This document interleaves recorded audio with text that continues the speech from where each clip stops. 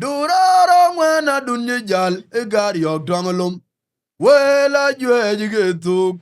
Koli yiden ge bor. Akoiran jige bor loy. Tinome bana chutia mara por. Ukadi ajike jayuk. Eme ule do don muwa yang. Undana chelewelip. Kwaja juge gwa ge chek. Kenduala muwalam.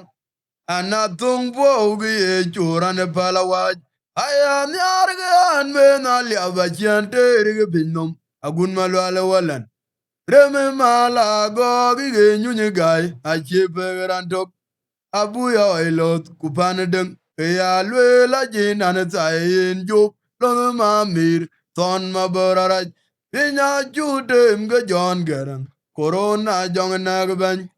Mointor, kuchoilo namir, pane waiva chuju ira bepiat, ogato tang momudia, lono chumjarom lui, ranguyog piele juba, kemi gumachar, panaliava mandal, loyu golero mager madul, achega arubangwan, tongbada beti dongo idira jok, dal tema buchut,